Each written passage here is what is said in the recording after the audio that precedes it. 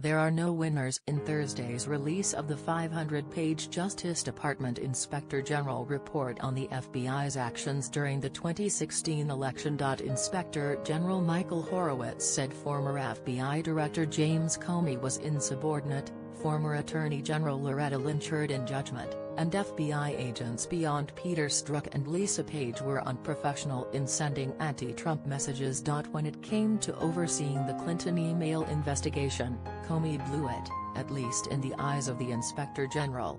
Yes, Comey faced no-win decisions that were sure to anger everyone around him. The Inspector General gave a bruising series of conclusions on Comey's conduct. He shouldn't have held his July 2016 news conference about the Clinton investigation. When he did it anyway, he should have informed then Attorney General Loretta Lynch about his recommendation not to pursue charges. And he shouldn't have told Congress, just days before the 2016 election, that there were new Clinton emails to examine. Perhaps this is why there are protocols in place and norms to be followed. The report suggests that if Comey stuck to the rules, no matter the fallout, he would not have been faulted for it today. It's not every day that the FBI director steps in front of the cameras to deliver a news conference. A stoic Christopher Wray put his stamp on the report, touting the sections that clear the FBI of systemic bias and promising accountability for agents found to have broken the rules. Disappointed was how Wray described his reaction to the report, and he's right. The IG found problems with a slew of senior FBI officials. The report itself is a grandiose airing of the FBI's dirty laundry: internal disagreements, bad decisions, troubling conduct, insubordination and more. The FBI essentially gave itself a bloody nose. But that's on top of the daily punches that the Bureau takes from Trump and his Republican allies on Capitol Hill, and gripes from Democrats still seething over the 2016 election loss. No doubt, it'll take time for the Bureau to pick itself back up. FBI agents Peter Strzok and Lisa Page, long disgraced for their anti-Trump text messages, were slammed as damaging the agency's reputation and opening the door for the appearance of bias in the Clinton investigation and the Russia investigation as well.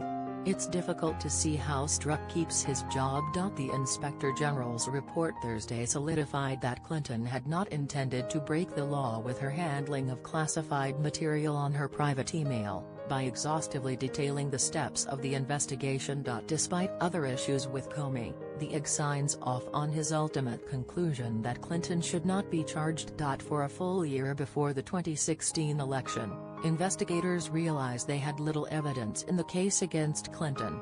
But they discussed for months how to end the investigation and communicate that with the public. Comey found solace in the report's conclusions that the Clinton probe was not biased. Nothing in the Inspector General's report makes me think we did the wrong thing, Comey wrote in a New York Times op-ed. It's all but assured that the report will not put to rest the charges that Trump and his allies have been sounding for months, that Mueller's investigation was biased against the Republican presidential nominee. The IG report found there was no conspiracy against Trump in the 2016 Clinton investigation, but it detailed a sequence of events that created the ingredients for a conspiracy. Republicans on Capitol Hill have been clamoring for a full accounting of the text messages sent between Strzok and Page, and Thursday's report showed there were still text messages that had not been provided, including one in which Strzok said "We'll stop Trump." Plus, the IG revealed even more FBI officials sent anti-Trump messages, including an FBI attorney on the Mueller team who was removed in February soon after the Inspector General provided the texts to Mueller.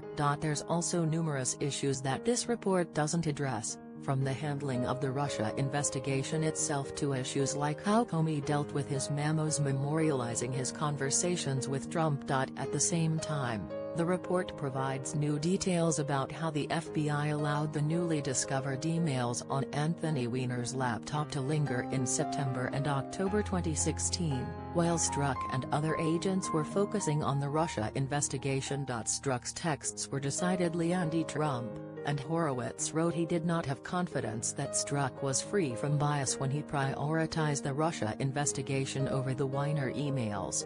but that also set in motion the chain of events that led Comey to announce just before the election that was reopening the Clinton investigation, a step that many Democrats say cost Clinton the election.